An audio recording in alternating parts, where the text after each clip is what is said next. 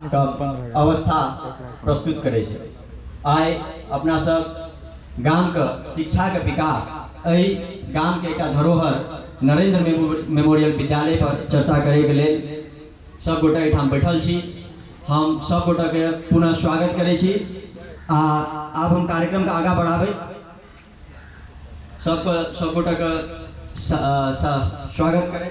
अब हम सर्वप्रथम विद्यालय के संस्थापक जी द्वारा आइ करल गेल नागरिक अपील के हम हुनक आज्ञा से वाचन करे ला चाहे छी। हम मित्रगण सबके अपील सेहो वितरण कर देबाक लेल अनुरोध करे छी। श्री नरेंद्र मेमोरियल जनता माध्यमिक विद्यालय को ऐतिहासिक पृष्ठभूमि संबंधी नागरिक अपील। आदरणीय जन समुदाय नमस्कार। विक्रम संवत 2021 साल में म शिक्षा सेवा में प्रवेश करे। त्यस बेला सप्तरी जिल्ला में जम्मा 8 वटा विद्यालय मात्र थिए। 12 वर्ष कचमावी पातो में काम करे। म ज्यादा गोठ को रूप में रहेको विद्यालय में केही दिन में कंपाउंड वाल बनाई पटक पटक शिक्षा मंत्रालय ल्याई विद्यालयलाई एसएलसी को सेंटर बनाए अनि पछि हाई स्कूलसम्म पुर्याए। त्यस्तै हनुमान नगरको स्कुलको जग्गामा 19 वटा अनअधिकृत घरहरू थिए। अञ्चलाधीशको सहयोगले उनीहरूलाई अर्को ठाउँमा जग्गा प्रदान गराई विद्यालयको कम्पाउन्ड वाल बनाई जग्गा संरक्षित गरे। त्यसपछि राजदेवी स्कुल 2053 सालमा आए। उक्त विद्यालयका दाता जोगेन्द्र भगत पहिलोको हेडमास्टरबाट निराश भई विद्यालयको कामकाज छोडिदिनु भएको थियो। त्यति बेला 6 वटा कोठा मात्र थिए, जसमा प्लास्टर झाल ढोका केही थिएनन्। म आएर उहाँलाई सक्रिय बनाएर रात दिन अहोरात्र काम गरेर विद्यालयको स्तर उन्नति भयो। त्यसपछि म त्यहाँबाट 2062 सालमा सेवानिवृत्त भएँ। यसरी मैले हनुमाननगर, तिलाठी कोलाडी, मावि पातो बहनगाम माकट्टी, राजदेवी गरी 40 वर्षको शिक्षा सेवाको कालखण्डमा 6 वटा स्कुलहरूमा सेवा प्रदान गरेँ। यी स्कुलहरूमा म प्रधानाध्यापक हुँदाहुँदै आफ्नो गाउँको विद्यालयको विकासको लागि समेत प्रयत्नशील रहिरहेँ।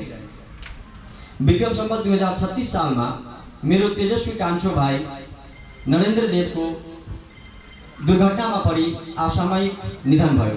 त्यस वखत बोरिया स्कुल मेरो बुवा डामेश्वर नारायण देव, कन्हैया लाल झा, सत्यनारायण लाल देव, रमन झा, बुच्चु यादव, भुटाई यादव एवं गाउँका शिक्षा प्रेमीहरूको सहयोगमा एउटा सानो प्राथमिक विद्यालयको रूपमा अवस्थित थियो।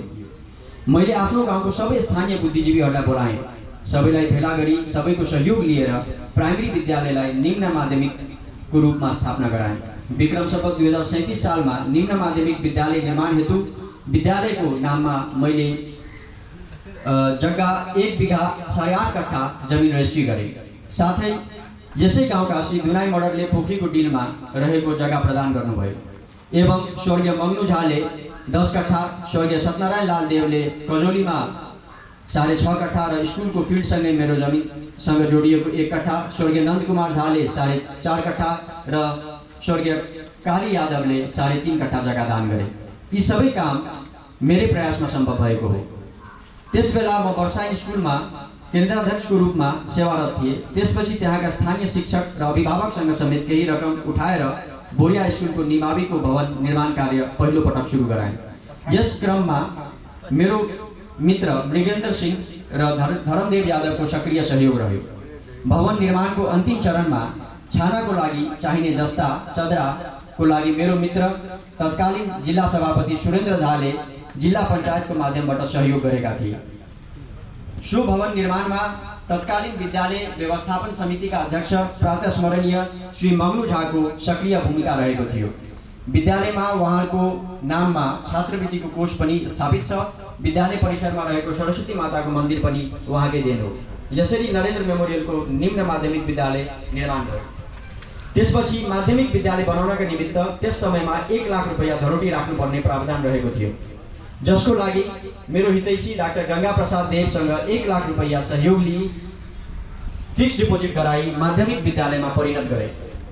साथै थप निर्माण गर्न चाहिने इँटाको लागि त्यस वखत 15,000 रुपैयाँ मेरो मित्र उद्योगपति वीरेन्द्र दास तथा गंगा प्रसाद देवले थप 25,000 सहयोग गरेका थिए।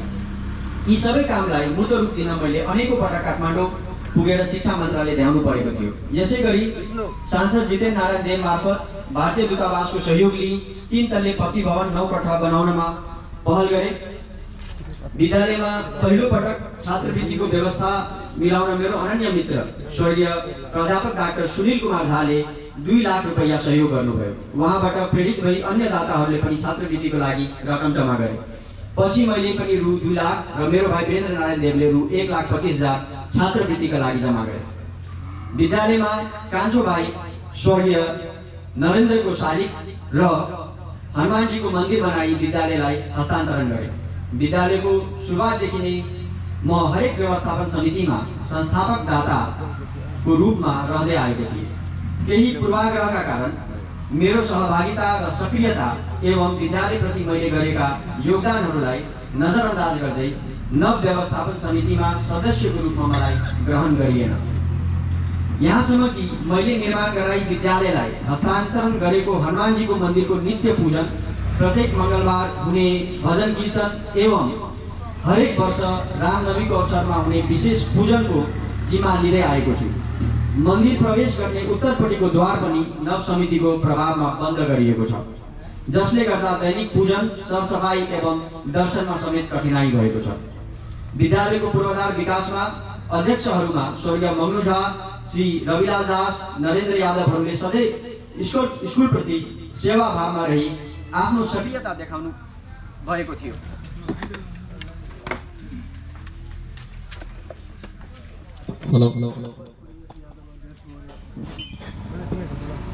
हेलो एरिया हल्का डाउन कर कम कर देना चला ना सधैँ hello check hello check Narendra यादवहरूले सधैँ स्कुलप्रति सेवाभावमा रही आफ्नो सक्रियता देखाउनु भएको थियो। कालान्तरमा यो परम्पराको निरन्तरताको लागि अपेक्षा राख्दछु। विद्यालय विकासमा अहम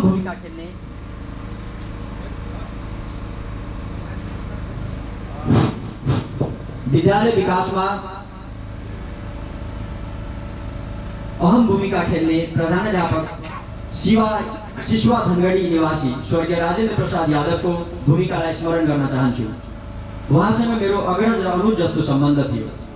उहाँ निरन्तर लामो अवधिसम्म विद्यालयमा सेवा गर्नुभयो। तदुपरान्त प्रधानाध्यापकका रूपमा सत्यनारायण यादव पनि केही दिन सेवा प्रदान गर्नुभयो। प्रधानाध्यापकको रूपमा भोगेन्द्र प्रसाद यादवको आगमन भएसँगै माध्यमिक विद्यालयले एउटा नयाँ पहिचान, प्रतिष्ठा र पहुँच प्राप्त गर्यो। उनीपछि गौतम सरको पनि सक्रिय भूमिका थियो। यस विद्यालयप्रति मेरो माया सधैँ रहनेछ। जीवनभरि शिक्षा क्षेत्रमा सेवा गरी आफ्नै गाउँको विद्यालयको विकासमा लागेकै हुँ। विद्यालय शिक्षाको मन्दिर हो। यसलाई राजनीतिक अखाडा वा पैसा कमाउने व्यापारको रूपमा प्रयोग नगरियोस्।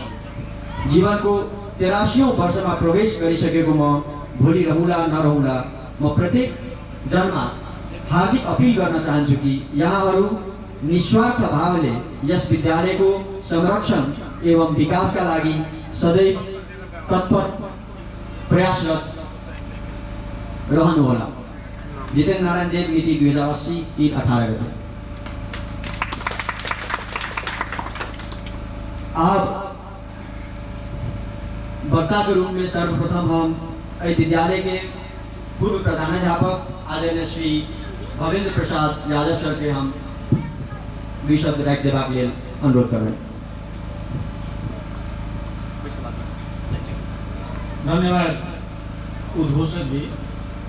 इस गोष्ठी के आदरणीय अध्यक्ष महोदय, संस्थापक जे हमारे गुरु श्री जितेन्द्र नारायण देव जी, पूर्व मेयर हमारे साथी शैलेश चौधरी जी, बागेश्वरी सेवा समिति के अध्यक्ष एवं विद्यालय से शिक्षा प्रेमी के रूप में जुड़ल रहल हमारे आदरणीय इंद्र नारायण देव जी, पूर्व अध्यक्ष विद्यालय व्यवस्थापन समिति के प्रमेश जी, पूर्व अध्यक्ष गुलाब बाबू, रेड क्रॉस के सभापति जी, आदरणीय समाजसेवी खुशीलाल जी लगायत ठाम उपस्थित जत्ते गोटे छे सबके हम अभिवादन करे चाह सब गोटे के हम नमन करे चाह हमर नमन नमस्कार अपने सबके स्वीकार होई। कत से शुरू करी हमरा अपने अंदाज नहीं है। हम 2053 साल में विद्यालय में जितेंद्र सर के कहियो जितेंद्र सर चला रहे हैं, शंकर प्रसाद दीपक शर्मा चला रहे हैं, हमारे गुरु रामचंद्र झा चला रहे हैं। इनके सबके दबाव पर कहियो हम 2053 साल में के लिए प्रधान अध्यापक के रूप में वैसे पहले कक्षम आदि पातों में हम एक अंग्रेजी शिक्षक के रूप में 19 वर्ष तक अपन सेवा वैठान केने से लिए रहे।